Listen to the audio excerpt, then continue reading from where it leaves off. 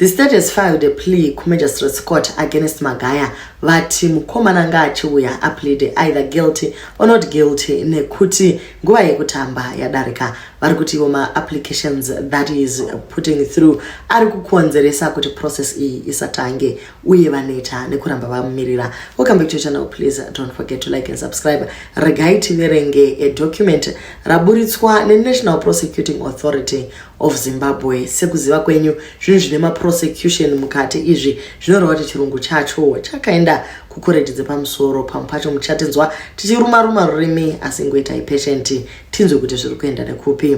So the state moves to compel Walter Magaya to plead in court. The state has filed an application before Harare Regional Magistrates Court seeking an order compelling the accused Walter Magaya to enter a plea to the charge he is facing.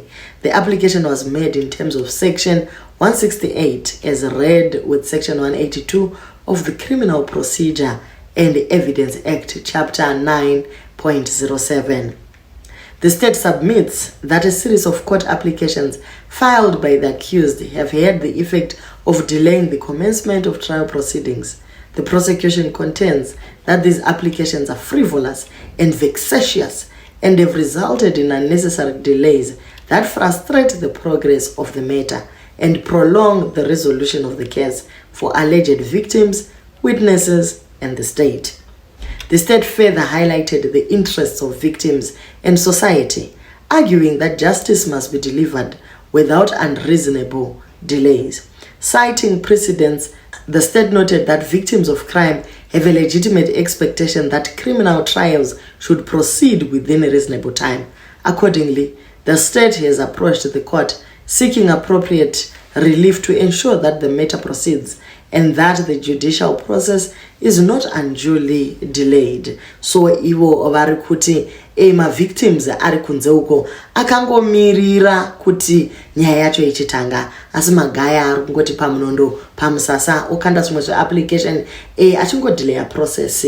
Ma victims anenge achifila sei papa vachingokontinua nehandkerchief yavo vari muchechi vachiita madeliverance nezvimwe zvakadaro. So ndo pari kunze nekoti aiwaka hatingarambi takangomirira munhu dena achiuya tachingotaurana nyaya iyi tachipedzerana. Kana vanhu vachipiwa masentence avo vopiwa nguva iripo vopinda mukati, kana vachinzi havasi guilty zvobva zvasunungura chero vanotarisa nyaya dzakadai.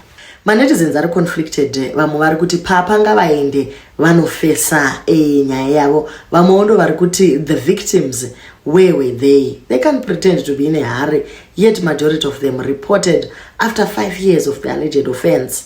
Zvazombosiyana sei nedzimwe nyaya. Ma victims and witnesses ngavabuye vafese dare kwete kuwanda vachiti hatikwanisi this and that. Justice is for everyone, not selected individuals. Vamwe wondo kuti vasi kuva kunyanya here, kana vane mhosva koti ngaitaure tsomutsomo yacho yanyanya. Hey, he is a human being too. His mind need to rest. This is too much.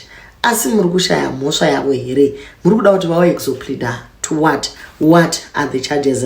So nyaya iripo ndeyekungoti kuti nyaya iyi ipere, vaMagaya vanofanira kungoenda kukoti vonowerengedza nyaya iyi zvobva zvangovharana, because vakaramba vachingoisa maapplication this story will keep on hanging over him like that.